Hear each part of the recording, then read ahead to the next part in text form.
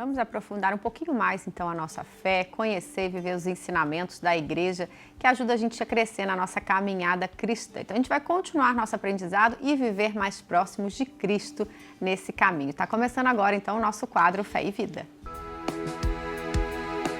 Hoje vamos falar sobre um tema muito atual e que está cada vez mais presente em nossas vidas: a inteligência artificial. Em um mundo cada vez mais marcado pela presença da inteligência artificial, o Papa Leão XIV nos faz um alerta profundo. É preciso preservar vozes e rostos humanos. Na mensagem para o Dia Mundial das Comunicações Sociais, ele recorda que o maior desafio do nosso tempo não é apenas tecnológico, é antropológico. A inteligência artificial pode ser uma grande aliada, mas jamais pode substituir a consciência, a ética e a dignidade da pessoa humana. É sobre esse chamado à responsabilidade na comunicação e ao uso consciente da tecnologia, sempre com a missão de preservar vozes e rostos humanos. É o tema do quadro Fé e Vida de hoje.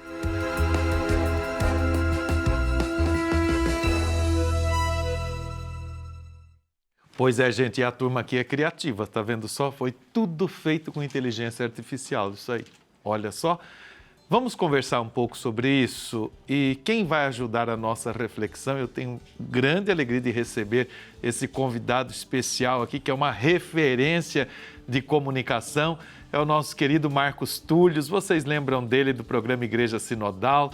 Ele é mestre em comunicação social e coordenador de comunicação da Caritas na América Latina e Caribe e é muito bem-vindo entre nós. Bom dia, meu querido.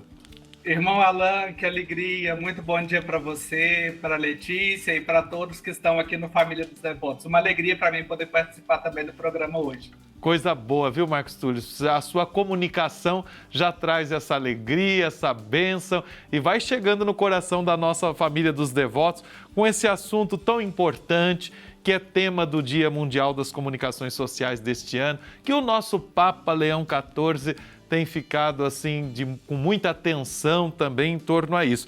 E você viu aí essa chamada nossa, né, essa vinheta, tudo montado com inteligência artificial. Qual que é o desafio disso num contexto antropológico? O que significa isso para a vida humana e para a igreja? É muito feliz a expressão que o Papa Leão XIV utiliza na mensagem deste ano, de colocar que é um desafio mais antropológico que tecnológico, porque muitas vezes nós atribuímos à evolução, o desenvolvimento dessas tecnologias um caráter mais importante do que aquilo que realmente apresenta. E quando o Papa Leão faz essa chamada, e aqui abre um parêntese para dizer que ele vem na mesma esteira daquela preocupação do Papa Francisco ao longo dos seus 12 anos de pontificado, ressaltando que a comunicação primordial é a comunicação humana, o Papa Leão nos chama a atenção que, diante de todos esses avanços, nós devemos preservar o ser humano. Na mensagem aparece aí preservar vozes e rostos humanos. E aí eu quero fazer duas pontuações. Primeiro é a própria palavra preservar. A mensagem publicada originalmente em italiano usa o verbo custodire, que pode também ser traduzido por cuidar. Então, eu acredito que a mensagem e a reflexão que nós precisamos fazer como igreja, não só preservar num sentido de autopreservação, mas de cuidado do ser humano. E segundo é o conceito de pessoa. A palavra pessoa, que vem do latim persona, significa aquilo que ressoa através do som. Personare. Portanto, preservar as vozes e os rostos humanos, garantir aquilo que é antropológico, é cuidar do ser humano como um todo. Nós vimos aí com grande perfeição esse material que a produção preparou, feito com inteligência artificial, e a gente pode ver assim, é um ser humano, porque a qualidade da imagem, do som... Então a gente vai chegando numa evolução, irmão Alan, que vai quase que nos... vai tornando assim esse limite quase invisível. Então é essa chamada para garantir aquilo que é humano. E isso é muito bonito, porque quando a gente, por exemplo, olha o evangelho de ontem, aquele encontro tão maravilhoso de Jesus com a samaritana, Jesus cansado, olha o humanismo de Jesus. Então, esse aspecto do humanismo, e Jesus ali estabeleceu uma comunicação, um diálogo, não usou de inteligência artificial, mas teve muita inteligência divina para chegar e tocar no coração daquela pessoa. E você citava, Marcos Túlio, o Papa Francisco. De fato, quando ele falava da gente se comunicar com o coração, escutar com o coração, falar com sabedoria, tudo isso exatamente para garantir esse humanismo na nossa comunicação. Agora, um outro conceito forte que aparece é esse dos algoritmos. Como é que isso pode criar bolhas de consenso e aumentar cada vez mais essa polarização social que a gente tem acompanhado tanto? Uhum.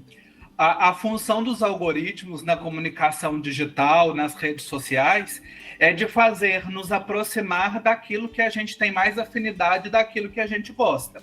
Então, quando você passa a interagir com assuntos, com temas e com pessoas com que tem a mesma afinidade que você, seja política, social, religiosa ou gostos por coisas de comida, de animais, o que seja, isso vai criando essas chamadas bolhas de filtro ou bolhas de consenso.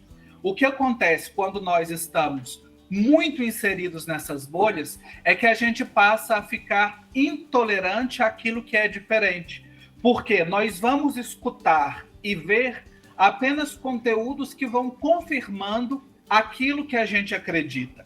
E isso vai nos tornando intolerante ao outro, às condições de diferença que são tão essenciais na nossa sociedade.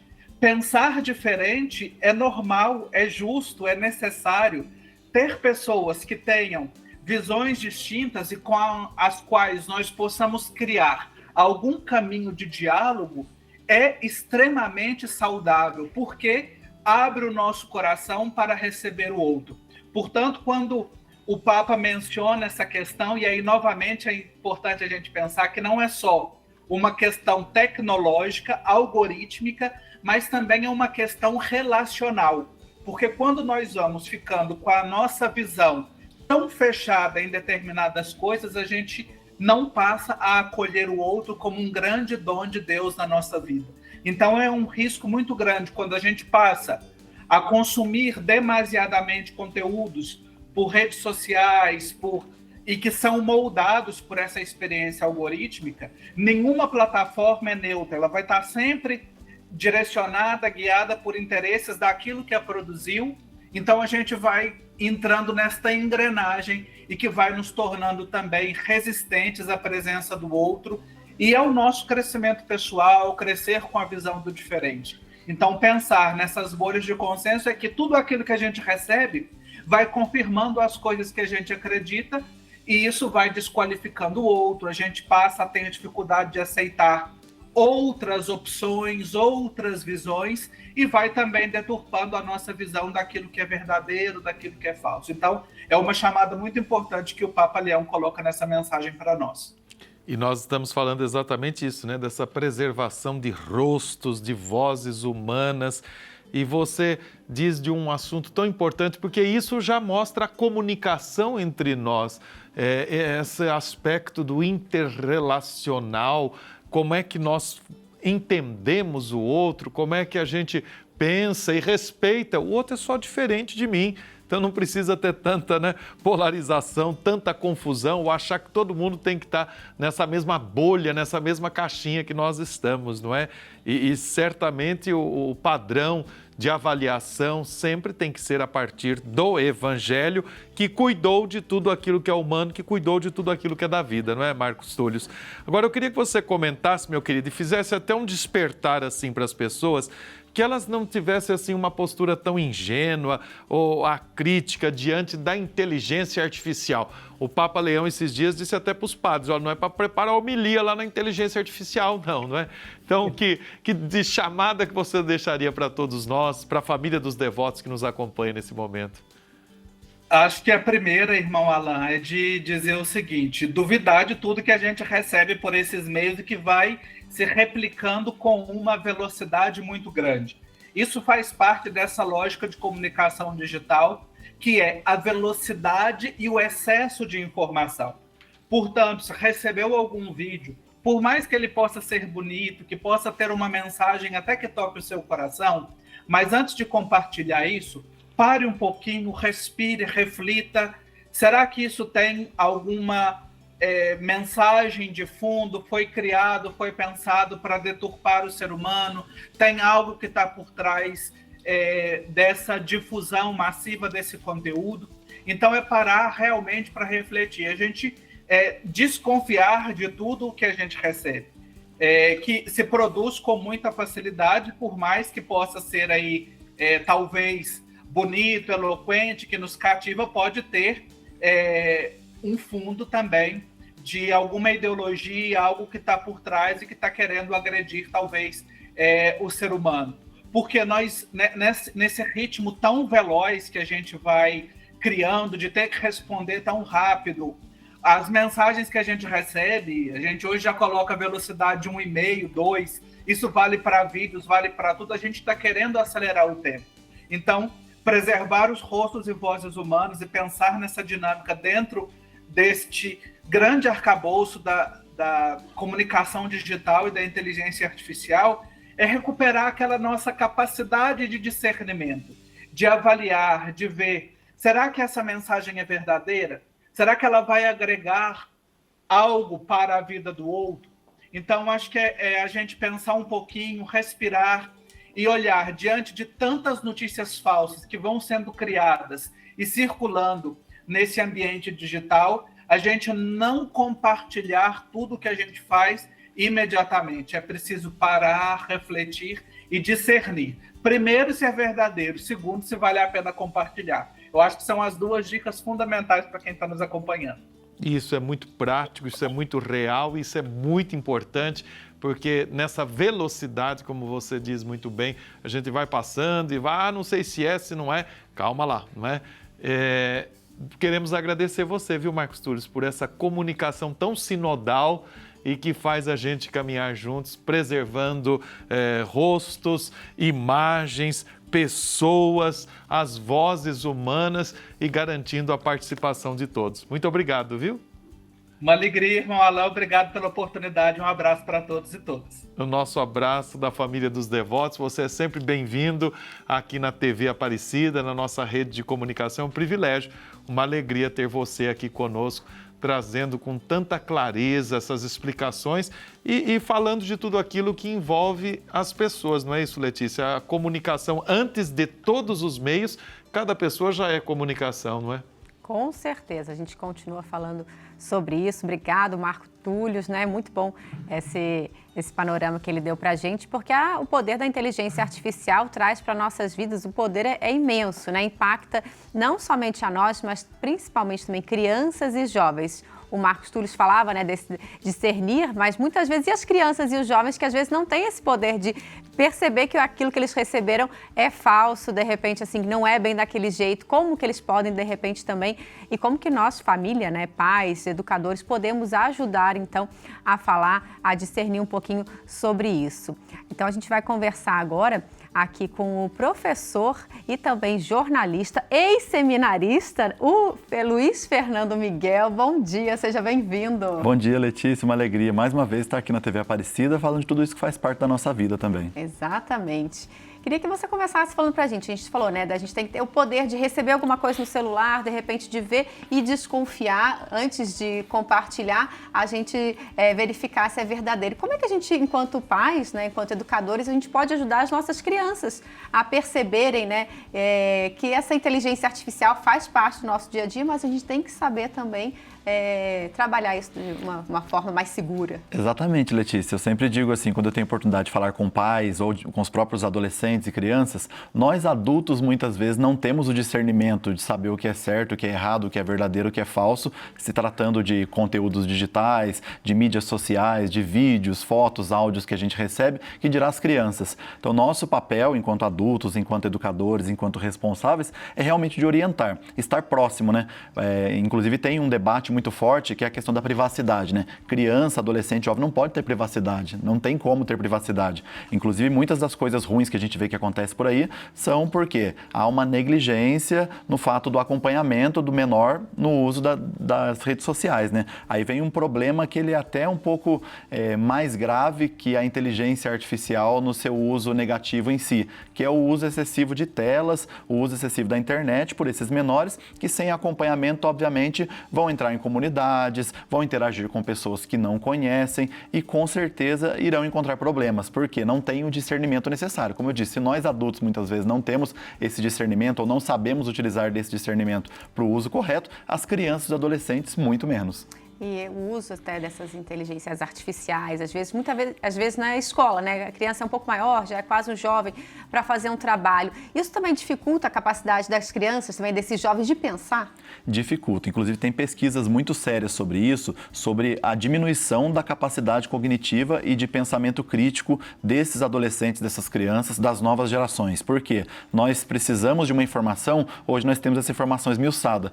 Por exemplo, antigamente, não querendo usar essa expressão que eu acho que é muito saudosista falar antigamente, mas quando a gente precisava pesquisar alguma coisa, lá na época das bibliotecas, a gente ia na biblioteca, pesquisava ou numa enciclopédia ou num livro especializado e conseguia aquela informação que muitas vezes estava ali numa caixinha também, já quadradinha e prontinha. Depois de um tempo, com uma outra revolução que foi da internet, a gente já tinha o Google, os sites especializados, os buscadores, e a gente ia buscar essa informação e construir o raciocínio ali. Hoje não tem mais isso. Hoje você faz uma pergunta, a inteligência artificial vai construir aquela informação para você. E muitas vezes, aí que está o grande problema, é uma informação que ela está passível de muitos erros. Por quê? A inteligência artificial, obviamente, ela vai sendo imputada com dados, com informações. Até um tempo atrás não buscava em referências online. Hoje, a maioria dos aplicativos, dos softwares de inteligência artificial já buscam online as informações, mas mesmo assim, passível de erros. Por exemplo, vou dar um exemplo claríssimo. Até um tempo atrás, até um mês atrás, você pesquisava no Google, que o Google agora tem dentro dele uma inteligência artificial acoplada. Quando você coloca uma informação, ele já dá um resumo feito pela IA.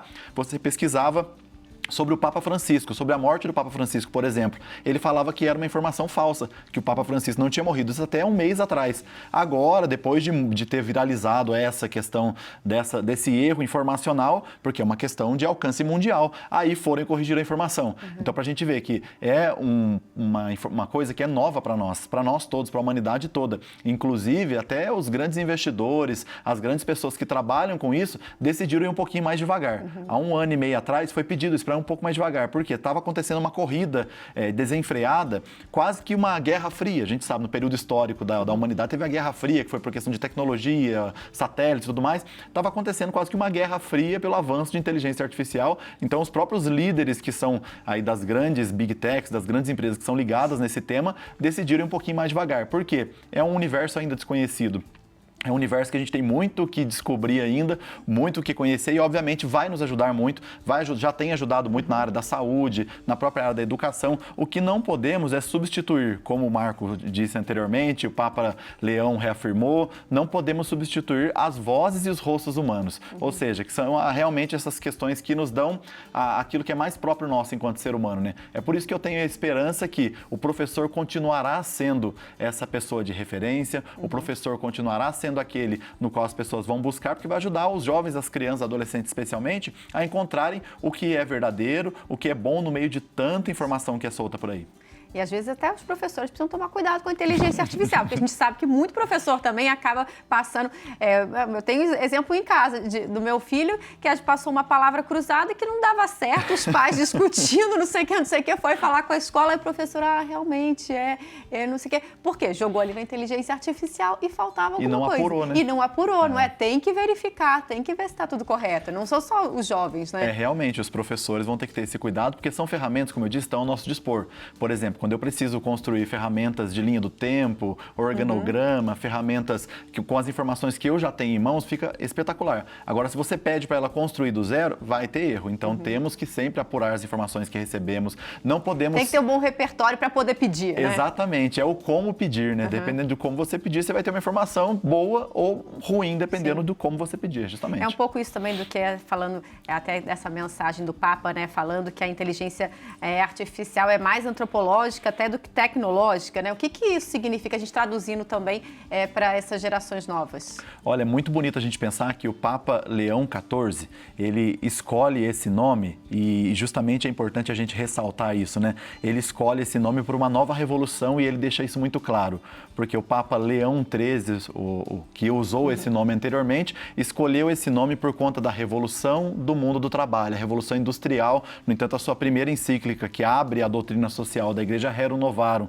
as coisas novas, que fala do mundo do trabalho, os desafios da nova revolução do trabalho. E o Papa Leão XIV, quando escolhe esse nome, ele fala justamente que o Papa, ele foi diretor de escola, ele foi professor, ele é um educador, ele é matemático, e ele sabe, inclusive, do poder positivo e negativo dos algoritmos, de tudo isso que foi falado anteriormente com o irmão Alan e com o Marcos, do poder dos algoritmos, de influência positiva e negativa. Então, quando ele escolhe esse nome Leão, seguindo a sequência de Leão XIII, é justamente pela nova revolução, a revolução que acontece na humanidade agora no âmbito da inteligência artificial. Então você tem a revolução do mundo do trabalho, que acontece com o Papa Leão XIII, depois você tem, na época do Papa João Paulo II, acontece a revolução da internet, e agora com o Papa Leão XIV, o advento e a nova revolução da inteligência artificial. Então termos atenção, voltar às questões humanas. O maior desafio não é nem a inteligência artificial. E o Papa Francisco, muito engraçado como ele era sempre quando alguém perguntava alguma coisa, uma repórter perguntou para ele numa entrevista muito particular: Papa Francisco, o que o senhor acha sobre